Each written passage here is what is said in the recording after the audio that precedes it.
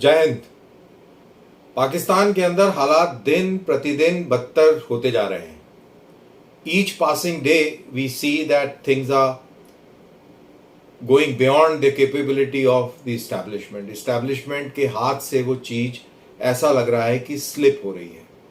क्या है वो चीज और इस्टेब्लिशमेंट कहां अपने आप को मिस कर रहा है? सबसे पहले कि पाकिस्तान में ऐसी क्या चीज हो रही है जिससे मैं ये कह रहा हूं।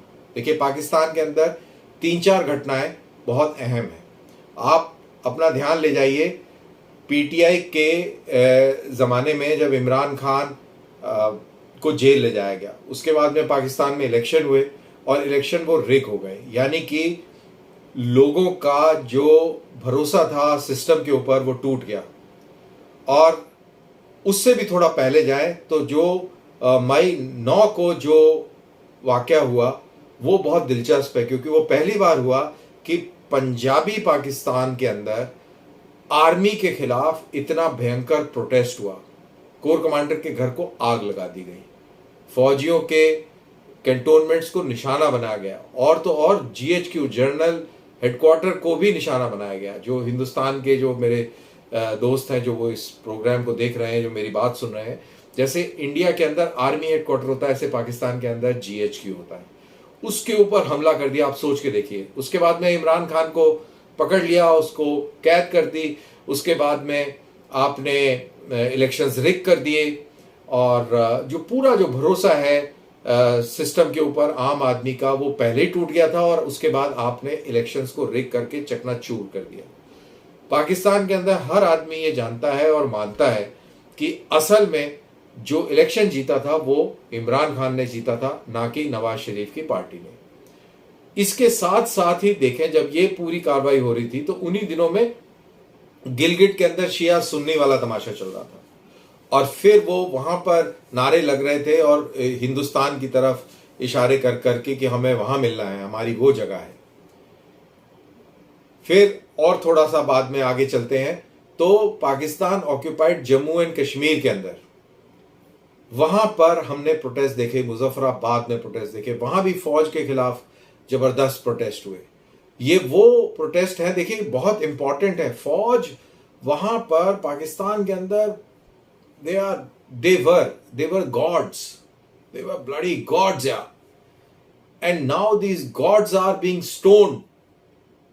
इनका जो पाखंड है वो एक्सपोज हो गया है और इनको समझ नहीं आ रहा है कि मैं क्या करूं। हमारे एक सीनियर कहा करते थे कि शेर भी होता है ना, शेर के अगर बैक साइड में पिछवाड़े में अगर बिल्ली काट ले तो शेर वहां पे मुड़कर और उसको लिक करके हील नहीं कर सकता है। और वहां पर मक्खियां भी बैठती हैं और भिनगे भी बैठते हैं, और वहां बहुत ज्यादा शेर को तकलीफ होती है। तो ये इस्टेब्लिशमेंट के पिछवाड़े में बिल्लियों ने काट लिया है। अब शेर परेशान है कि अब हम क्या करें, कैसे इस चीज को डील करें। तो अभी ये कहानी खत्म नहीं हुई थी, तब हमने देखा कि तहरीक तालिबान पाकिस्तान अचानक से सक्रिय हो जाता है, अफगानिस्तान का बॉर्डर सक्रिय हो जाता है, ड्यूरेंट लाइन के ऊपर बहुत हरकत होने लगती है, पाकिस्तान की फौजें वहां पर इंट्रूड करके हमले भी करती हैं, और ये वाला एंगल शुरू हो जाता है। पाकिस्तान की तरफ से अफगानिस्तान की तरफ से पाकिस्तान को खूब गलियाया भी जाता है। और ये जो अफगानिस्तान का गुस्सा है वो क्रिकेट मैचेस जब हुए हैं, और क्रिकेट मैच में जब पाकिस्तान को शिकस्त अफगानिस्तान ने दी और किस तरीके से उसका जश्न मनाया गया अफगानिस्तान के अलग अलग शहरों में, ये एक पॉइंट नोट करने वाला है। फिर आप थोड़ा और आगे चलते हैं, आप देखते हैं कि खैबर पख्तूनख्वा के अंदर ऑपरेशन इस्तेकाम का ऐलान कर दिया जाता है, और उसके खिलाफ जब हजारों लोग इकट्ठा होते हैं बनू में, तो वहां भी इस्टेब्लिशमेंट की जो ऑर्गेनाइजेशंस हैं वो फायर करती हैं और आम सिविलियंस को मारती हैं। कोई कहता है 1 मरा, कोई कहता है 5 मरा, 5 मरे, कोई कहता है कि ज्यादा मरे। ये चीज बताई नहीं जा रही है। तो ये एक इशू हुआ, और उसके कुछ दिन के बाद में और हफ्ते के बाद में हमने देखा कि बलूचिस्तान के अंदर, गवादर के अंदर हम देखते हैं कि बहुत बड़ा प्रोटेस्ट होता है। अब ये गवादर के अंदर एक लेडी प्रोटेस्ट कर रही है। ये वही लेडी है जिसने इस्लामाबाद में भी आकर प्रोटेस्ट किया था। इनको किसी ने नहीं पूछा और पंजाबी पाकिस्तान के अंदर इनकी कोई वैल्यू नहीं है। They are already dehumanised. तो जब आप डीह्यूमनाइज्ड हो जाते हैं तो फिर आपको कोई तरजीहत नहीं दी जाती। जैसे पाकिस्तान में हिंदू होना, क्रिश्चियन होना, यू आर डीह्यूमनाइज्ड, आप इंसान ही नहीं है और तो कोई फर्क नहीं पड़ता। अहमदिया इंसान ही नहीं है, कोई फर्क नहीं पड़ता। तो वो मर जाए, कट जाए, उनके बच्चों के रेप हो जाए, जला दिए जाए, घर तोड़ दिए जाए, उससे कोई फर्क नहीं पड़ता। लेकिन फिलिस्तीन में अगर कुछ हो जाए तो उससे फर्क पड़ता है वहां पे, क्योंकि इंसान बसते हैं और उनके साथ अगर कोई छोटी सी भी चीज हो जाए तो पाकिस्तान के अंदर उबाल और बवाल हो जाता है। तो ये मैंने जान के ये कॉन्टेक्स्ट दिया कि उनकी साइक कैसी, उन लोगों की सोचने का तरीका कैसा है और इंसानों को भी वो किस तरीके से वो देखते हैं। अब बात हो रही थी बलूचिस्तान की। बलूचिस्तान के अंदर ये एहतजाज होते हैं, उनको दबाने की, कुचलने की कार्रवाई की जाती है अपने तरीके से, और जो लोग वहां पे पार्टिसिपेट कर रहे हैं उनको गद्दार का तगमा दे दिया जाता है। गद्दार का तगमा दे दिया जाता है और ये कह दिया जाता है कि इनको इंडिया से फंडिंग आ रही है। तो पाकिस्तान के अंदर कोई भी चीज जो इस्टेब्लिशमेंट के हिसाब से ना हो और इस्टेब्लिशमेंट को अच्छा ना लगे तो वो इंडिया करवाता है। इंडिया दोषी है, इंडिया ये है, इंडिया वो है। कभी भी ये नहीं कहेंगे कि हमारी क्या गलतियां हैं, और जिन लोगों को तकलीफ है उनसे कभी बात नहीं करेंगे कि भाई आपकी क्या तकलीफ है, आप आइए, बैठिए, बात करते हैं। तो वो सब कार्रवाई वो करना नहीं चाहते। बहुत ही सिंपल सा तरीका है, ये तो इंडिया के एजेंट है, रॉ के एजेंट है, रॉ करवा रहा है, इंडिया पैसे दे रहा है। तो भाई अगर इंडिया पैसे दे रहा है तो वो क्यों ले रहे हैं, उसका कोई कारण होगा ना। वो क्यों रोड पे बैठे हुए हैं? क्या इंडिया जबरदस्ती उनको बोल रहा है कि जाइए रोड पे बैठिए पैसे लेके? क्या ऐसा है क्या पाकिस्तानी कौम इतनी सस्ती है क्या कि उसको पैसे देके रोड पे बिठा दिया जाता है? तो ये एक चीज है जो पाकिस्तानी एस्टैब्लिशमेंट नहीं सोचना चाहता है, ना समझना चाहता है। इनफैक्ट समझ में आ रही है लेकिन जानबूझ के समझना नहीं चाहता है। अब सिचुएशन ये हो गई है कि अब चीजें बाहर निकलती जा रही हैं हाथ से, इंटरनेशनल अटेंशन आ गया है, ह्यूमन राइट्स की नजर पड़ गई है और बहुत सारे लोग इंटरनेशनल वर्ल्ड के अंदर इस चीज की बातें करने लगे हैं। इससे पाकिस्तानी एस्टैब्लिशमेंट को घबराहट हो रही है और इंफॉर्मेशन का जमाना है, आप इंफॉर्मेशन छुपा नहीं सकते हैं। ये जमाने गए जब आप 15 दिसंबर को अपने न्यूज़पेपर डॉन में छाप रहे हैं कि हम ईस्टर्न पाकिस्तान में जीत रहे हैं, इंडिया की फौजें हार रही हैं, और 16 दिसंबर को सरेंडर हो जाता है। तो ये आप नहीं कर सकते। अब ये जमाने गए, ये इंफॉर्मेशन का ज़माना है, सोशल मीडिया का ज़माना है। लोग कनेक्ट करके और लोग खबर पहुंचा देंगे। खबर पूरी दुनिया में है कि बलूचिस्तान में क्या हुआ है, तो ये आप नहीं छुपा सकते। खैबर पख्तूनख्वा में क्या हो रहा है ये आप नहीं छुपा सकते।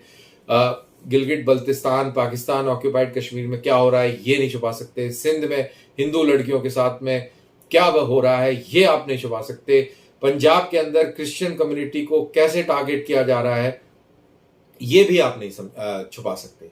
और अभी जब पाकिस्तान के चीफ जस्टिस ने कुछ बात कही अहमदियों के ह्यूमन राइट्स के मुतालिक, तो तहरीक वो क्या है, तहरीक लब्बैक वाले इस्लामाबाद पहुंच गए और मिनिस्टर्स के साथ में बैठ के उनकी तस्वीरें निकली, प्रेस कॉन्फ्रेंसें हुई और उन्होंने उनके साथ में मुआहदा कर लिया। उन्होंने चीफ जस्टिस के सर तन से जुदा के कीमतें लगा दी। इतनी जरूरत है, और जरूरत इसलिए है क्योंकि एस्टैब्लिशमेंट ने उनको छूट दी है। ये एक्स्ट्रा जुडिशियल पावर्स हैं जिनका वो इस्तेमाल कर सकते हैं ऐन वक्त पर जब सिचुएशन ऐसी बनेगी।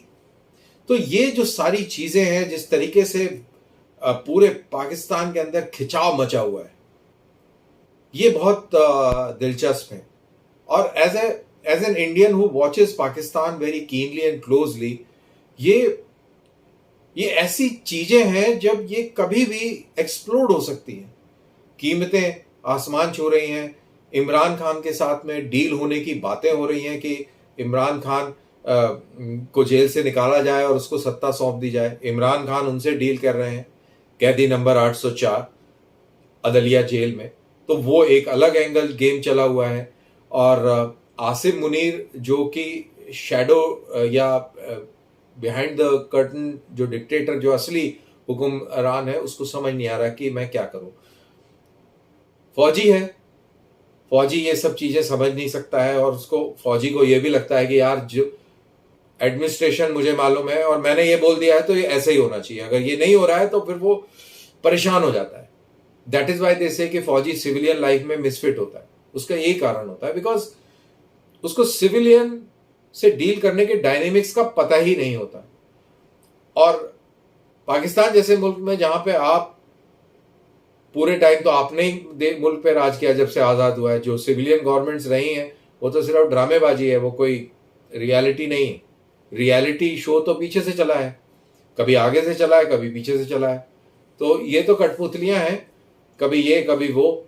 तो ये लोग भी दुखी हो चुके हैं, परेशान हो चुके हैं, वो समझ चुके हैं कि फौज पाकिस्तान को बिल्कुल भी नहीं चला सकती, पाकिस्तान के बस की नहीं है। और वो धीरे धीरे उबाल आ रहा है। अब पंजाब में वो उबाल कब आएगा ये डिपेंड करेगा, लेकिन जिस तरफ से खिंचाव मचा हुआ है, और मैं कहीं ये पढ़ रहा था कि एक बहुत बड़ा जिरगा बुलाया गया है अक्टूबर के महीने में फाटा इलाके में, जिसमें शायद ये कहा जा सकता है कि अब हम आपके साथ नहीं रह सकते। जिरगा इज अ ट्राइबल पार्लियामेंट, जिसके अंदर ये ट्राइबल लीडर्स, ट्राइबल एल्डर्स मिलते हैं, बैठते हैं और ट्राइबल इलाके की जो समस्या है उसको सॉल्व और रिजॉल्व करते हैं। ये बहुत पुराना सिस्टम है, 5-6 हजार साल पुराना सिस्टम है।